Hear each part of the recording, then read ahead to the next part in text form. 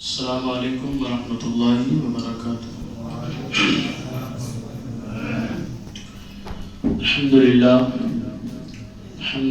نحمده ونصلي ونسلم على رسوله الكريم اما بعد فاعوذ باللہ من الشیطان الرجیم بسم اللہ الرحمن الرحیم ولا تحسبن الذين قتلوا في سبيل الله امواتا بل احیاء عند ربهم يرزقون آمنت باللہ صدق اللہ مولانا العظیم وبلغنا رسوله النبی الکریم ونحن على ذلك لمن الشاہدین والشاکرین والعاملین والحمد للہ رب العالمین۔ آئیے کچھ عرض و معروف سے بیشتر پوری کائنات کے مرکز عقیدت حضور محمد رسول اللہ صلی اللہ علیہ وسلم کی بارگاہ میں حدیث درود پاک پیش کریں اور پڑھیں بآواز بلند اللہم صلی علی سیدنا و مولانا محمد و علی سیدنا مولانا محمد مبارک وسلم۔ صلاۃ و سلام علیک یا رسول اللہ صلی اللہ تعالی علیہ وآلہ وسلم۔ حضرات گرامی، شوال کا یہ مہینہ ہے اور اپنے آخری منزل کی طرف رواں دواں ہے۔ حضور نبی کریم صلی اللہ تعالی علیہ وآلہ وسلم مکہ مکرمہ سے ہجرت کر کے مدینہ طیبہ تشریف لے گئے۔ کفار مکہ نے آقا علیہ السلام کے ساتھ مکہ مکرمہ میں بھی جب سرکار تھے تو کھل کر دشمنی کیا، اور مکہ سے نبی ہجرت کر گئے، مدینہ طیبہ گئے تو وہاں بھی کفار مکہ نے نبی اکرم صلی اللہ علیہ وآلہ وسلم کو پریشان کرنے کی ناپاک کوششیں جاری رکھی۔ پہلی جنگ جو پیش آتی ہے اسے جنگ بدر کہتے ہیں، اور جنگ بدر کے بعد دوسری جنگ جو پیش آئی شوال کے مہینے میں اسے جنگ احد کہتے ہیں۔ آقا کریم صلی اللہ تعالی علیہ وآلہ وسلم امن و امان کے لیے اس خاکدان گیتی پر تشریف لائے، اور اللہ کے حبیب علیہ السلام کو اللہ تبارک و تعالی نے رحمت للعالمین بنا کر کے اس سرزمین پر اس کائنات میں مبعوث فرمایا۔ آقا علیہ السلام امن، سلامتی اور شانتی کا پیغام پوری دنیا کو دینے کے لیے اس دنیا میں تشریف لائے۔ آقا کریم صلی اللہ تعالی علیہ وآلہ وسلم کے ساتھ کفار مکہ کی جو دوسری جنگ ہوئی جنگ احد، ہجری 3 6 یا 7 شوال کو یہ واقعہ پیش آتا ہے۔ مدینہ طیبہ سے جب آپ باہر جائیں گے تو ایک پہاڑ ہے جس کا نام احد پہاڑ ہے، جس کے تعلق سے حبیب کریم صلی اللہ علیہ وسلم نے ارشاد فرمایا تھا کہ یہ پہاڑ مجھ سے محبت کرتا ہے اور میں اس سے محبت کرتا ہوں۔ آقا کونین صلی اللہ تعالی علیہ وآلہ وسلم کے ساتھ 700 صحابہ ہیں، اور کفار مکہ 3000 لوگوں پر ان کا لشکر مشتمل تھا۔ یہ 700 صحابہ بدر کے احد کے میدان میں جب اترتے ہیں، 3000 کا لشکر ہے کافروں کا، نبی اکرم صلی اللہ علیہ وسلم کے جانثاروں نے ہمیشہ آقا کریم صلی اللہ علیہ وسلم کے حکم پر لبیک کہا، اور تن من دھن اولاد جان تمام چیزوں کو اللہ و رسول کے حکم پر قربان کرنے کے لیے تیار رہے۔ حضرات گرامی، اس جنگ میں تقریباً 70 صحابہ جام شہادت نوش کرتے ہیں، جن میں سب سے نمایاں نام جو ہے وہ حضور نبی اکرم صلی اللہ علیہ وسلم کے چچا حضرت سیدنا امیر حمزہ رضی اللہ تعالیٰ عنہ کا ہے۔ حضرت امیر حمزہ رضی اللہ تعالیٰ عنہ کے بارے میں حضور نبی کریم صلی اللہ علیہ وسلم نے ارشاد فرمایا تھا کہ امیر حمزہ یہ اللہ اور اس کے رسول کا شعر ہے۔ حضرت امیر حمزہ رضی اللہ تعالیٰ عنہ جب اسلام نہیں لائے تھے، حضرت امیر حمزہ کا روز کا یہ معمول تھا کہ آپ صبح شکار کے لیے نکلتے اور جب گھر تشریف لاتے تو خانہ کعبہ میں جاتے، حرم شریف میں کعبہ شریف کا طواف کرتے اور طواف کے بعد سرداران قریش کی مجلس میں میٹنگ میں آپ بیٹھتے، شرکت کرتے، اس کے بعد گھر آ جاتے۔ ایک دن ایسا ہوتا ہے کہ حضرت امیر حمزہ رضی اللہ تعالیٰ عنہ شکار کے لیے تشریف لے گئے۔ اللہ کے حبیب صلی اللہ علیہ وسلم نے دعوت ذوالعشیرہ جسے کہتے ہیں، سرکار نے اعلان فرمایا، لوگوں میں اللہ کا نبی ہوں، میں تمہاری طرف پیغمبر رسول بن کر کے آیا ہوں، اللہ ایک ہے، اس کی عبادت کرو، یہ بت جن کی تم پوجا کرتے ہو، جنہیں تم خدا مانتے ہو، یہ خدا نہیں ہے بلکہ یہ تمہارے ہاتھوں سے بنائے ہوئے تراشے ہوئے خدا ہے جنہیں تم نے بنا لیا ہے۔ خدا تو ایک ہے جس نے پوری کائنات کو تخلیق فرمائی ہے۔ آقا کریم صلی اللہ علیہ وسلم پر کفار مکہ حملہ کرتے ہیں، ابو جہل نے پیغمبر اسلام صلی اللہ علیہ وسلم کو مارا، سرکار دو عالم صلی اللہ علیہ وسلم کے سر مقدس میں چوٹ آئی، اللہ کے حبیب علیہ السلام وہاں سے تشریف لے گئے حرم شریف میں، اور حرم میں ایک کونے میں نبی کونین صلی اللہ علیہ وسلم بیٹھ گئے۔ حضرت امیر حمزہ رضی اللہ تعالیٰ عنہ جب شکار سے اپنے گھر واپس تشریف لائے اور جب کھانا طلب کیا، کھانا دیتے ہوئے آپ کی بیوی نے آپ سے کہا کہ امیر حمزہ، یتیم تو سبھی ہوتے ہیں لیکن یتیمی کا اندازہ آج مجھے لگا ہے کہ ابو جہل نے آپ کے بھتیجے کو، حضور نبی کریم صلی اللہ علیہ وسلم کو مارا ہے اور تکلیف دیا ہے۔ حضرت امیر حمزہ ارشاد فرماتے ہیں، جب ابو جہل یہ کام کر رہا تھا اس وقت ابو لہب کہاں تھا؟ آپ کی بیوی کہتی ہے وہ تو ان کی جان کا دشمن پہلے سے ہی ہے، وہ تو ابو جہل کے ہی ساتھ ہے۔ حضرت امیر حمزہ اٹھے اور اٹھ کر کے کھڑے ہو گئے، تیر اور کمان سنبھالا اور پہنچ جاتے ہیں۔ حضرت امیر حمزہ جبل ابو قبیس پہ، جو خانہ کعبہ کے باہر ایک پہاڑ ہے، حرم شریف سے ایک دم لگا ہوا ہے، جبل ابو قبیس پہ حضرت امیر حمزہ پہنچے اور اعلان کرتے ہیں، مکے کے سرداروں، جس کی ماں نے دودھ پلایا ہے وہ امیر حمزہ کا مقابلہ کر کے بتائے، اور جس نے میرے بھتیجے کو تکلیف پہنچائی ہے امیر حمزہ اسے زندہ نہیں چھوڑیں گے۔ ابو جہل سامنے آ جاتا ہے اور کہتا ہے، امیر حمزہ، تمہارے بھتیجے کو میں نے تکلیف دیا ہے۔ حضرت امیر حمزہ رضی اللہ تعالیٰ عنہ بے تحاشا ابو جہل پہ ٹوٹ پڑتے ہیں اور مارنا شروع کر دیا۔ مکے کے لوگوں نے آ کر کے ابو جہل کو بچایا۔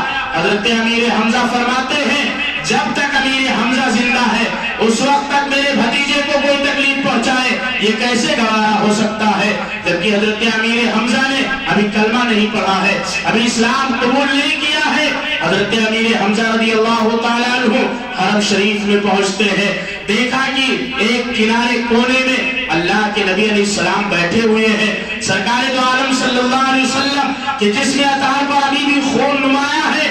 حضرت امیر حمزہ پہنچتے ہیں اور کہتے ہیں، السلام علیکہ یا ابن عبداللہ۔ حضرت نبی پاک صلی اللہ علیہ وسلم نے ارشاد فرمایا، چچا نہیں ہے، میں کسی کا بھتیجا نہیں ہوں۔ حضرت امیر حمزہ واپس سے سلام کرتے ہیں، ارشاد فرماتے ہیں میرا کوئی چچا نہیں ہے، میں کسی کا بھتیجا نہیں ہوں۔ جب تیسری مرتبہ سلام کیا، میرے آقا علیہ السلام نے ارشاد فرمایا میرا کوئی چچا نہیں ہے، میں کسی کا بھتیجا نہیں ہوں۔ حضرت امیر حمزہ کے منہ سے بے ساختہ یہ بات نکلتی ہے۔ امیر حمزہ کہتے ہیں اے محمد صلی اللہ علیہ وسلم، آپ مجھے جو حکم دیں گے امیر حمزہ وہ کرنے کے لیے تیار ہے، آپ جو کہیں گے میں وہ کروں گا، مگر ایک بات تو کہہ دیجئے کہ آپ میرے چچا ہیں۔ اللہ کے نبی علیہ السلام نے چہرے وہ دعا کو پھیرا اور ارشاد فرماتے چچا اگر آپ چاہتے ہیں کہ میں آپ سے خوش ہو جاؤں تو آپ کلمہ پڑھ لیجئے، اسلام قبول کر لیجئے اور مسلمان ہو جائیے۔ حضرت امیر حمزہ کہتے ہیں مجھے رات بھر سوچنے کا موقع دے دیا جائے۔ حضرت امیر حمزہ گھر گئے اور جانے کے بعد بستر پہ لیٹ گئے۔ ادھر حضرت امیر حمزہ بستر پہ ہے، ادھر اللہ کے نبی علیہ السلام سجدے میں ہیں، عرض کرتے ہیں پروردگار میرے چچا کو ایمان کی دولت دے دے، مولا میرے چچا کلمہ پڑھ لے مسلمان ہو جائے۔ حضرت امیر حمزہ خود بیان کرتے ہیں کہ میں بستر پہ تو لیٹ گیا لیکن کروٹیں بدلتا رہا، مجھے نیند نہیں آتی تھی اور رات بھر میں سوچتا رہا کہ امیر حمزہ باپ دادا کا دین اچھا ہے یا محمد کا لایا ہوا دین اچھا ہے، دونوں میں سے بہتر کون سا ہے؟ کہتے ہیں صبح سویرے ایک ندا آتی ہے امیر حمزہ جو محمد کا دین ہے وہی سچا دین ہے۔ حضرت امیر حمزہ اٹھے اور حرم شریف میں پہنچ گئے، سرکار دو عالم صلی اللہ علیہ وسلم سے ملاقات ہوتی ہے۔ اللہ کے نبی نے ارشاد فرمایا چچا کیا فیصلہ کیا آپ نے؟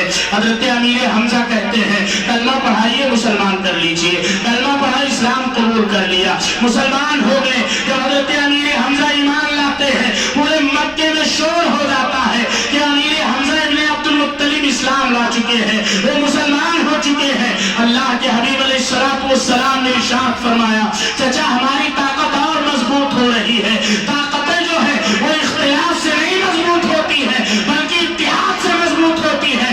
اتحاد زندگی ہے، اختلاف موت ہے۔ اگر اتحاد ہو جائے تو قوم کی تقدیریں بدل جاتی ہیں، اگر اختلاف ہو جائے تو قوم کی تقدیروں کے ساتھ کھلواڑ ہونا شروع ہو جاتا ہے۔ اگر اتحاد ہو جائے تو روما ہو یا فارس ہو، شام ہو یا ایران ہو، سب کافر شروع کر دیتے ہیں۔ اگر اختلاف ہو جائے تو سلطنت عثمانیہ جیسی عظیم سلطنت کا جنازہ نکل جاتا ہے۔ اختلاف موت ہے، اتحاد زندگی ہے۔ جب تک مسلمانوں میں اتحاد تھا تب تک مسلمان سربلند تھے، اور جب اتحاد کو ختم کر دیا، اختلاف شروع کر دیا تو آج قیامت دروازے پہ دستک دے رہی ہے۔ کہیں مسجدوں پہ حملہ ہو رہا ہے، کہیں مدارس پہ حملہ ہو رہا ہے، کہیں عبادت گاہوں پہ حملہ ہو رہا ہے، کہیں عظمت قرآن سے کھلواڑ کیا جا رہا ہے، کہیں عظمت پیغمبر کو نشانہ بنایا جا رہا ہے، کہیں اللہ و رسول کی شان میں گستاخیاں کی جا رہی ہے، کہیں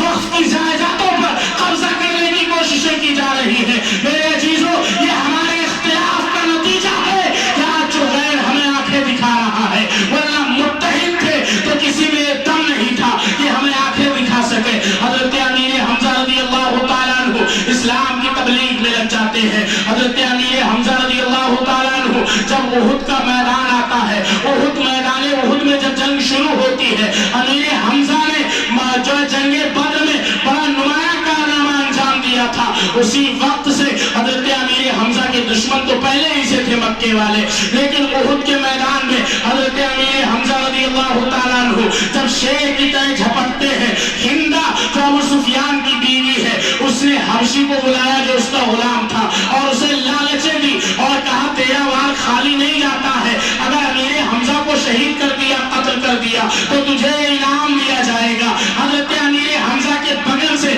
حبشی گزرتا ہے اور ایک ایسا نیزہ مارتا ہے کہ جناب حضرت امیر حمزہ رضی اللہ تعالیٰ عنہ کے سینے سے لے کر کے اور ناف تک کے پورے پیٹ کو چاک کر دیتا ہے۔ حضرت امیر حمزہ زمین پہ گر گئے، ہندا قریب آتی ہے، حضرت امیر حمزہ جام شہادت نوش کرتے ہیں، آپ کے سینے عطا کو پھاڑ دیا جاتا ہے، آپ کے دل کو باہر نکالا جاتا ہے اور کلیجے کو چبانے کی کوششیں کی جاتی ہے مگر چبا نہ سکے۔ اللہ کے حبیب علیہ الصلوۃ والتسلیم کو خبر دی جاتی ہے یا رسول اللہ آپ کے چچا شہید ہو گئے۔ پیغمبر اسلام صلی اللہ تعالیٰ علیہ وسلم کی آنکھوں میں آنسو آ جاتا ہے اور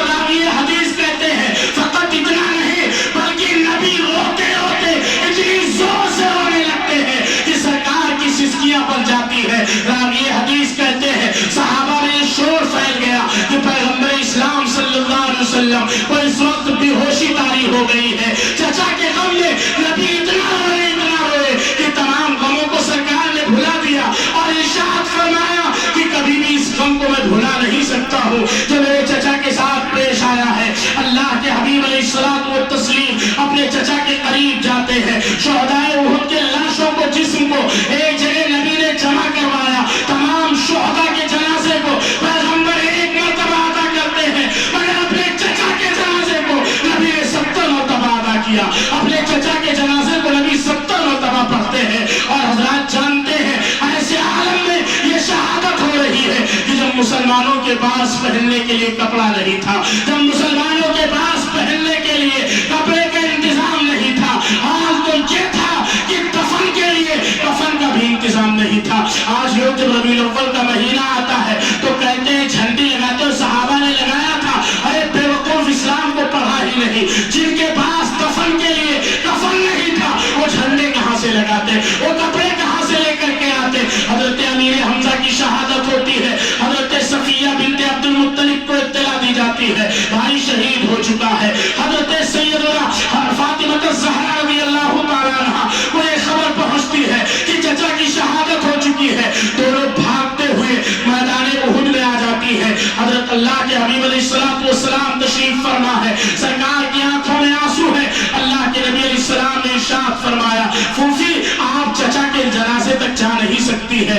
नबी ने मना कर दिया, कहा वहां मत जाइएगा। हजरत सफिया बिनते अब्दुल मुत्तलिब कहती है, मैं समझ रही हूँ क्यों आप मना कर रहे हैं, इसलिए कि नबी जानते थे यह औरत है और जब पहुंचेगी भाई के जनाजे के पास और देखेगी कि भाई के सीने को फाड़ दिया गया है और दिल को चबाने की कोशिश की गई है, कान और नाक को काट दिया गया है, तो इन्हें बहुत तकलीफ होगी। हजरत सफिया बिनते अब्दुल मुत्तलिब रज़ियल्लाहु ताला अन्हुमा सरकार दो आलम सल्लल्लाहु अलैहि वसल्लम के बात को मान करके वहीं ठहर जाती है।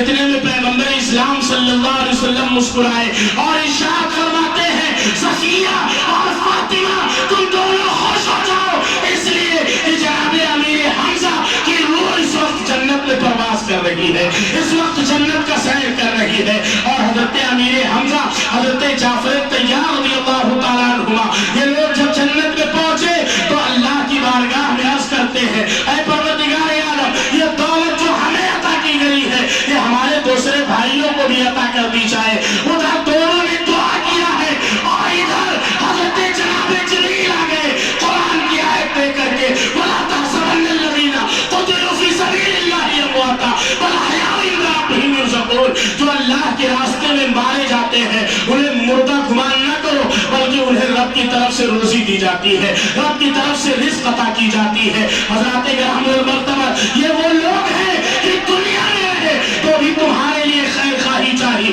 और दुनिया से चले गए तो जन्नत में भी उम्मत के लिए दुआ कर रहे हैं। दुनिया में रहे तो इस्लाम के लिए, उम्मत के लिए अपनी जान कुर्बान कर दिया और दुनिया से चले गए तो जन्नत में उम्मत के भलाई के लिए दुआएं कर रहे हैं।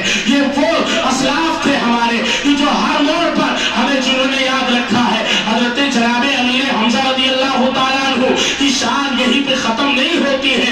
नबी पाक सल्लल्लाहु अलैहि वसल्लम मस्जिद नबवी में है। हजरत अमीर हमजा पहुंच गए, अर्ज करते या रसूलल्लाह सल्लल्लाहु अलैहि वसल्लम, मैं जिब्रील को देखना चाहता हूँ और मैं चाहता हूँ कि मैं जिब्रील को उसके असली हालत में देखूं। हज़रात सब ये जानते हैं कि जनाब जिब्रील आसमान में रहते हैं, सिदरा पे रहते हैं। उनका काम फकत इतना है कि रब की बारगाह से पैगाम लेकर के आए और नबी तक पहुंचा दें, हुक्म खुदा लाए और नबी तक पहुंचाए और नबी का फरमान ले जाए, रब की बारगाह तक पहुंचा दें। हजरत अमीर हमजा रज़ियल्लाहु ताला अन्हु अर्ज करते या रसूलल्लाह देखना चाहता हूँ। यहाँ से एक अकीदा मिलता है कि नबी पाक सल्लल्लाहु अलैहि वसल्लम की रसाई सिर्फ जमीन तक नहीं है बल्कि आसमान तक है और आसमान से आगे सिदरतुल मुंतहा तक है और सिदरा से आगे ला मका तक है।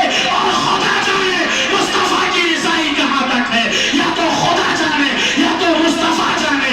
हम तो यही कहेंगे कि सरवर कहो कि मालिक व मौला कहो तुझे, बागे खलील का कुले ज़ैबा कहो तुझे।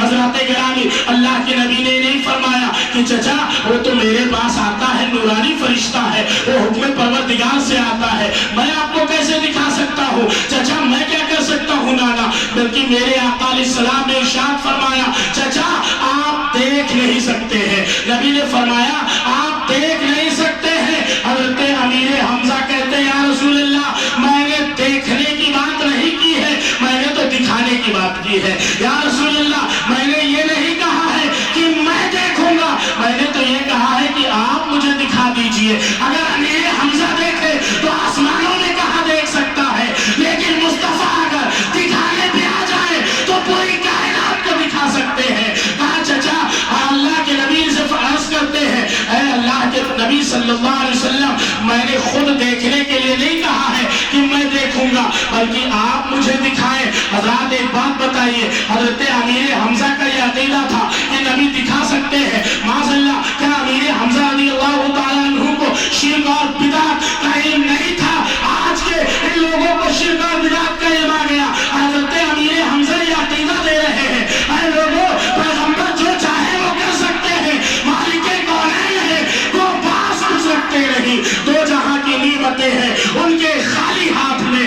اللہ کے نبی علیہ السلام مسکرائے اور عرض کرتے اور ارشاد فرماتے چچا آپ دیکھنا چاہتے ہیں؟ کہا یا رسول اللہ دیکھنا تو چاہتا ہوں مگر اپنے سے نہیں دکھانا آپ کو ہے, میں کہاں دیکھ سکتا ہوں؟ اللہ کے نبی نے ارشاد فرمایا چچا اوپر دیکھو. حضرت امیر حمزہ جب اوپر دیکھتے ہیں تو کیا دیکھتے ہیں کہ جناب جبریل امین علیہ السلام و تسلیم اوپر زمین اور آسمان کے درمیان معلق ہے, اور جناب امیر حمزہ کو دیکھ کر کے حضرت جبریل امین مسکرا رہے ہیں. اللہ کے نبی نے ارشاد فرمایا چچا آپ نے دیکھ لیا؟ عرض کرتے ہیں ہاں میں نے دیکھ لیا. حضرت امیر حمزہ رضی اللہ تعالیٰ عنہ کے بارے میں نبی کونین صلی اللہ علیہ وسلم ہمیشہ دعا کیا کرتے تھے, اور شہدائے احد کے مزار پر پیغمبر اسلام صلی اللہ علیہ وسلم ہر سال حاضری دیتے تھے. اگر قبروں پر حاضری دینا یہ جائز نہ ہوتا تو نبی کبھی حاضری نہ دیتے. نبی نے حاضری دے کر کے ہمیں یہ بتا دیا ہے کہ قبروں پہ حاضری دینا یہ میری سنت ہے, میرے سنت پہ عمل کیا کرو, مگر سلیقے سے حاضری دیا کرو. بے سلیقہ حاضری دو گے تو یہ فائدے مند نہیں بلکہ نقصان دہ ہو جائے گی. شہدائے احد کے جنازے کو ایک جگہ جمع کیا گیا. حضرت صفیہ بنت عبد المطلب رضی اللہ تعالیٰ عنہما کپڑا لے کر کے آتی ہے, چادر لے کر کے آتی ہے کفن کے لیے. آج تو کپڑے کی فراوانی الحمدللہ ہر آدمی کے پاس کپڑے ہیں, لیکن اس زمانے میں ایک چادر ہوتی تھی, اسی کو کبھی بیوی پہن کے نماز پڑھتی تھی, کبھی شوہر پہن کے نماز پڑھتا تھا. لیکن ان کا عقیدہ اتنا مضبوط تھا اور یقین اتنا پختہ تھا کہ 700 صحابہ نہتے ہو کر کے احد کے میدان میں 3000 کفار سے جا کے ٹکرا جاتے ہیں, اور اس کے بدلے میں اللہ انہیں فتح عطا فرماتا ہے, اللہ انہیں کامیابی عطا فرماتا ہے. یہ ان کا یقین تھا, یہ ان کا ایمان تھا, خدا و رسول پر ان کا یقین ایک دم مکمل تھا. عزیزان ملت اسلامیہ, حضرت صفیہ بنت عبد المطلب جو چادر لے کر کے آئی تھی, ایک چادر حضرت امیر حمزہ کو دے دی جاتی ہے اور دوسری چادر حضرت مصعب بن عمیر رضی اللہ تعالیٰ عنہ کو دے دی جاتی ہے. اور عالم یہ ہے کہ اگر سر چھپایا جاتا ہے تو پیر کھل جاتا ہے, پیر چھپایا جاتا ہے تو سر کھل جاتا ہے. نبی پاک صلی اللہ علیہ وسلم نے بھیگی پلکوں کے چھاؤں میں اپنے چچا حضرت امیر حمزہ اور دیگر شہدائے احد کو زمین کے نیچے دفن کرتے ہیں. اللہ کے حبیب علیہ السلام نے ارشاد فرمایا کہ مردے زمین کے نیچے تمہاری آوازوں کو سنتے ہیں, تمہاری باتوں کو سنتے ہیں. اسی لیے نبی نے فرمایا ہے جب قبرستان جایا کرو تو سلام پیش کیا کرو, اور سب یہ جانتے ہیں سلام زندے کو کیا جاتا ہے, مردے کو کوئی سلام نہیں کرتا ہے. پتہ یہ چلا قبرستان میں جتنے مسلمان دفن ہوتے ہیں وہ اللہ کے فضل سے اپنے اپنی قبروں میں زندہ ہوتے ہیں. حضرات گرامی المرتبت میرے آقا و مولا صلی اللہ علیہ وسلم نے ارشاد فرمایا جس کی دعا پوری دنیا میں کہیں نہیں قبول ہوتی ہے وہ میرے چچا کے قبر پہ چلا جائے اور وہاں دعا کرے, اللہ اس کی دعا کو قبول کر لے گا. یہ حضرت سیدنا امیر حمزہ رضی اللہ تعالیٰ عنہ کو اللہ اس کے رسول صلی اللہ علیہ وسلم کی بارگاہ سے مقام اور وقار عطا کیا گیا. شہدائے احد نے اپنے جان کی بازی لگائی اور احد کے اس جنگ کو कुफ्फार से फतह कर लिया। हज़रात किरामुल मर्तबा ये वो लोग थे जिन्होंने इस्लाम को फैलाया, ये वो लोग थे जिन्होंने इस्लाम के परचम को लहराने में अपने जान तक की बाजी लगा दी। मेरे अजीजों, असलाफ को याद करना और उनके तरीके को याद करना, उनके जिंदगी को पढ़ना, ये हमारे लिए बाइसे बरकत भी है, बाइसे फख्र भी है और बाइसे निजात भी है। असलाफ के तरीके को, असलाफ के यादगार को कभी हमें भुलाना नहीं चाहिए। और सहाबा किराम रिज़वानुल्लाहि तआला अलैहिम अजमाइन ने एक मर्तबा नबी के हाथ पे कलमा पढ़ा था और मरते दम तक आका करीम सल्लल्लाहु तआला अलैहि वसल्लम के साथ वफा करते रहे। और अल्लाह के हबीब अलैहिस्सलातु वस्सलाम जब मेराज में तशरीफ ले गए और जब जन्नत में पहुंचे तो देखा हज़रत अमीर हमजा रज़ियल्लाहु तआला अन्हु जन्नत में टहल रहे हैं। अभी कलमा नहीं पढ़ा है, अभी पैगंबर पे ईमान लेकर के नहीं आए हैं, जन्नत में टहल रहे हैं। अल्लाह के नबी अलैहिस्सलाम ने देखा तो सरकार इरशाद फरमाते, चचा आप यहाँ? नबी ने इरशाद फरमाया, चचा आप जन्नत में है, एक बात बताइए। हज़रत अमीर हमजा रज़ियल्लाहु तआला अन्हु अर्ज़ करते हैं, अल्लाह के रसूल सल्लल्लाहु अलैहि वसल्लम बताए क्या बात है। नबी ने इरशाद फरमाया, जब आपके नजदीक सबसे ज्यादा पसंदीदा और महबूब अमल कौन सा है, और मीज़ान पर जब क़यामत के दिन वज़न किया जाएगा तराजू में, तो सबसे भारी जो अमल होगा वो कौन सा है? हज़रत अमीर हमजा कहते हैं, तमाम अमाल में मेरे नजदीक सबसे अफजल अमल और फरिश्तों के नजदीक सबसे अफजल अमल जो है वो आप पर दुरूद पढ़ना है, वो आप पर दुरूद भेजना है। और अल्लाह के रसूल जब क़यामत के दिन मीज़ान कायम होगा और तमाम नेकियां कम पड़ जाएंगी, तो सबसे ज्यादा जो भारी नेकी होगी वो आप पर पढ़ा गया दुरूद होगा, वो आप पर भेजा गया दुरूद होगा। हज़रत अमीर हमजा कहते हैं, अल्लाह के नबी सल्लल्लाहु अलैहि वसल्लम दुरूद जो है इसे खुदा खुद भेजता है। नमाज़े खुदा खुद नहीं पढ़ता है, नमाज पढ़ने से पाक है, रोजा रखने से पाक है, ज़कात देने से पाक है, हज करने से पाक है, तमाम नेक अमल करने से अल्लाह रब्बुल इज्जत पाक है, उसे किसी अमल की जरूरत नहीं है। वो हुक्म देता है, वो अमल नहीं करता है। मगर दुरूद एक ऐसा फेल है कि खुदा फरमाता है कि इसको मैं खुद भी करता हूँ और फरिश्ते भी करते हैं। ऐ मोमिनो तुम भी किया करो, मैं भी दुरूद भेजता हूँ, तुम भी भेजा करो। और मोमिनो फरिश्ते भी दुरूद भेजते हैं। हज़रात किरामुल मर्तबा, यहाँ एक बात मैं 2 मिनट में अर्ज़ करके बात को खत्म करूंगा। हज़रात जो फर्ज चीज होती है, फर्ज जैसे कि नमाज है, रोजा है, हज है, ज़कात है, ये फर्ज कर दिया गया है कि इसे बंदे को हर हाल में करना है। यानी आप मजबूर हैं तो भी करना है और खुश हैं तो भी करना है। क्या मतलब? आप हज करने गए मिसाल के तौर पर और मीना के मैदान पे पहुंच गए, आपको थकावट बहुत ज्यादा है। अब आप सोच रहे हैं कि मीना में 2-4 दिन रुक करके फिर अरफात को जाऊंगा, लेकिन ऐसा नहीं होगा। आपके पैरों में दर्द हो, चाहे बदन में दर्द हो, आपको मीना से अरफात के मैदान में जो है 9 ज़िलहिज्जा को सुबह जोहर तक पहुंचना ही पहुंचना है।